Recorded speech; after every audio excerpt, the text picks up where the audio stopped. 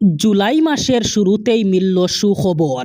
সস্তি petrol ডিজেলের দামে এক ধাক্কায় বেশ কয়েকটা কমল পেট্রোল ডিজেলের দাম। পেট্রোলে লিটার প্রতি 5 টাকা এবং ডিজেলে লিটার প্রতি 3 টাকা করে কমানো হয়েছে। বিশ্ববাজারে অপরিশোধিত ক্রুড তেলের দাম কমতেই পেট্রোল ডিজেলের দাম কমানোর সিদ্ধান্ত নিয়েছে বেসরকারি জ্বালানি সংস্থা নায়রা এনার্জি। 1 জুলাই সংস্থার তরফে ঘোষণা করা হয় যে পেট্রোল এবং ডিজেলের দাম কমানো হয়েছে। প্রতি লিটার পেট্রোলের দাম 5 টাকা এবং ডিজেলের দাম 3 টাকা করে কমিয়েছে সংস্থা। উল্লেখ্য, নায়রা এনার্জি দাম কমালেও রাষ্ট্রীয় মালিকানাধীন তেল সংস্থা ইন্ডিয়ান অয়েল, ভারত পেট্রোলিয়াম এবং হিন্দুস্তান পেট্রোলিয়াম এখনও পর্যন্ত পেট্রোল ডিজেলের দামে কোনো পরিবর্তন করেনি। শিক্ষানীতিতে বড়সড় পরিবর্তনের পথে হাঁটল উত্তরাখণ্ড সরকার। মঙ্গলবার মধ্যরাত থেকেই রাজ্যের বর্তমান উত্তরাখণ্ড মাদ্রাসা বোর্ড বন্ধ করা হয়েছে। তার পরিবর্তে 1 জুলাই থেকে কার্যক্রম শুরু করেছে নবগঠিত Uttarakhand state minority education authority.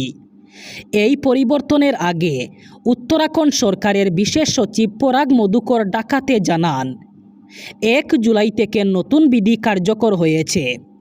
এর ফলে রাজ্যের সমস্ত সংখ্যালঘু শিক্ষা প্রতিষ্ঠান নতুন কর্তৃপক্ষের আওতায় পরিচালিত হবে। তিনি বলেন, বুধবার থেকেই নতুন কাঠামো অনুযায়ী সংখ্যালঘু শিক্ষা প্রতিষ্ঠানগুলির কার্যক্রম শুরু হয়। এর মাধ্যমে সংখ্যালঘু সম্প্রদায়ের শিক্ষার্থীরা আধুনিক শিক্ষার সঙ্গে আরও বেশি পরিচিত হওয়ার সুযোগ পাবেন। নিয়ম অনুযায়ী 2026 সালের জুলাই মাস থেকেই মাদ্রাসাগুলিকে প্রচলিত পাঠ্যক্রমের পরিবর্তে উত্তরাখণ্ড বোর্ডের পাঠ্যক্রম অনুসরণ করতে হবে, না হলে ওই মাদ্রাসাগুলিকে বন্ধ করা হবে। 1 জুলাই থেকে সমগ্র দেশে বদলে গেছে বেশ কয়েকটি গুরুত্বপূর্ণ নিয়ম। প্রথমতই 1 জুলাই এলপিজি রান্নার গ্যাসের দাম অনেকটাই কমানো হয়েছে। সেই সাথে 1 জুলাই থেকে দেশে পেট্রোল ডিজেলের উপর সকল নিষেধাজ্ঞা উঠিয়ে নেওয়া হয়েছে। বিনা টিকিটে ট্রেনে উঠলেই এবার ভরতে হবে দ্বিগুণ জরিমানা। ন্যূনতম জরিমানা 250 টাকা থেকে বৃদ্ধি করে 500 টাকা করা হয়েছে। সেই সাথে 1.5% থেকে 2.5% পর্যন্ত বৃদ্ধি করা হয়েছে বাস ভাড়া। এদিকে আধার কার্ডে বিনামূল্যে ইমেল আপডেট করার সময়সীমা 31 ডিসেম্বর পর্যন্ত বাড়ানো হয়েছে। 1 জুলাই থেকে ক্রেডিট কার্ডের নিয়মেও পরিবর্তন হয়েছে। 1 জুলাই থেকে ব্যয়বহুল হয়েছে পাসপোর্টের মাসুল। সাধারণ 34 পৃষ্ঠার পাসপোর্টের মাসুল 1500 টাকা থেকে 2500 টাকা করা হয়েছে। তৎকাল 36 পৃষ্ঠা পাসপোর্টের মাসুল 3500 টাকা থেকে 5000 টাকা করা হয়েছে। জাম্বো পাসপোর্ট 60 পৃষ্ঠা সাধারণ ক্যাটাগরিতে মূল্য 2000 টাকা থেকে 3500 টাকা পর্যন্ত বাড়ানো হয়েছে। নতুন মাসের শুরুতেই সুখবর।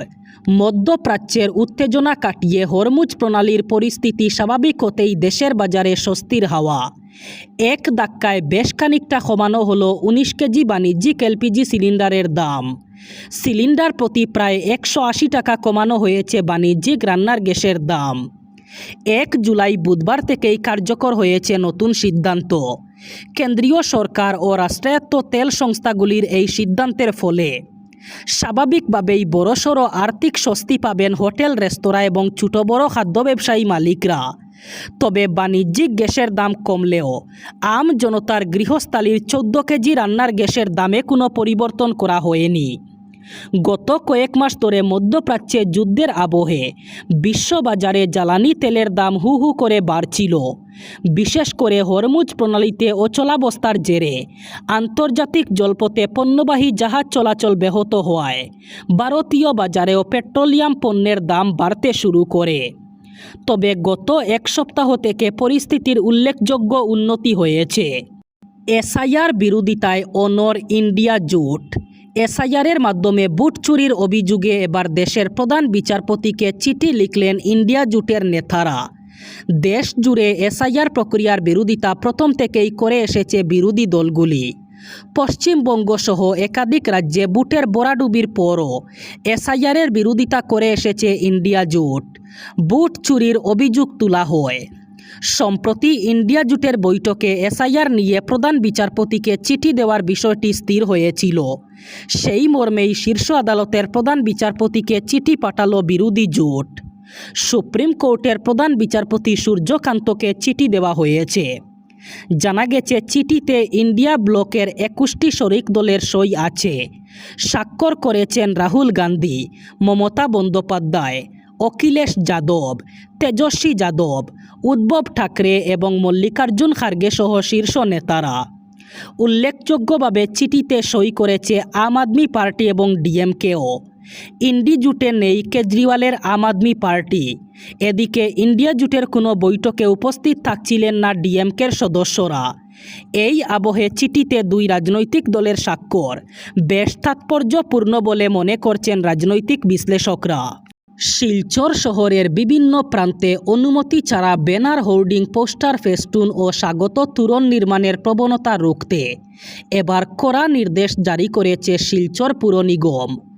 জননিরাপত্তা নিশ্চিত করা, যানবাহন চলাচল স্বাভাবিক রাখা এবং সরকারি পরিকাঠামোর সুরক্ষার স্বার্থে এই ধরনের অস্থায়ী কাঠামো স্থাপনের আগে পৌর নিগমের অনুমতি নেওয়া বাধ্যতামূলক করা হয়েছে। পাশাপাশি সংশ্লিষ্ট দপ্তরের নো অবজেকশন সার্টিফিকেট অথবা এনওসি জমা দেওয়ার নির্দেশও দেওয়া হয়েছে। পুর নিগমের আয়ুক্ত ডেভিড বোরা কুমার এসিএস স্বাক্ষরিত একটি বিজ্ঞপ্তিতে জানানো হয়েছে, সম্প্রতি বিভিন্ন সংগঠন ও প্রতিষ্ঠান যথাযথ অনুমতি ছাড়াই শহরের বিভিন্ন এলাকায় ব্যানার, হোর্ডিং, পোস্টার, ফেস্টুন ও স্বাগত তোরণ স্থাপন করছে বলে প্রশাসনের নজরে এসেছে। এর ফলে অনেক ক্ষেত্রে যান চলাচলে বিঘ্ন ঘটছে এবং রাস্তারও ক্ষতি হচ্ছে, যার ভোগান্তি পোহাতে হচ্ছে সাধারণ মানুষকে।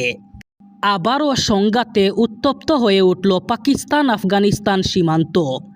আফগানিস্তানের পূর্বাঞ্চলীয় 3টি প্রদেশে পাকিস্তান স্থল এবং বিমান বাহিনীর যৌথ হামলায় নারী ও শিশুসহ অন্তত 36 জন সাধারণ নাগরিক নিহত এবং আরও 63 জন গুরুতর আহত হয়েছেন। গত রবিবার রাত থেকে হামলা চালাচ্ছে পাকিস্তান। আফগানিস্তানের তালিবান সরকারের উপমুখপাত্র হামদুল্লাহ ফিতরাত এই চাঞ্চল্যকর অভিযোগ এনেছেন। একই সঙ্গে এই আগ্রাসনের বিরুদ্ধে ইসলামাবাদকে সমুচিত জবাব দেওয়া হবে বলে হুঁশিয়ারি দিয়েছে কাবুল। সামাজিক যোগাযোগ মাধ্যমে ক্ষোভ প্রকাশ করে হামদুল্লাহ ফিতরাত লিখেছেন, এদিনের হামলায় নারী ও শিশুসহ 36 জন নাগরিক শহীদ হয়েছেন এবং আরও 163 জন আহত হয়েছেন। আফগান তালিবানের এই অভিযোগ সম্পূর্ণ উড়িয়ে দিয়েছে ইসলামাবাদ। পাকিস্তানের দাবি, পাকিস্তানের খাইবার পখতুনখোয়া প্রদেশের রাজাউরা সংলগ্ন পাক আফগানিস্তান সীমান্তে গোয়েন্দা তথ্যের ভিত্তিতে সেনাবাহিনী এবং বিমান বাহিনী যৌথভাবে একটি পরিকল্পিত অভিযান চালায়।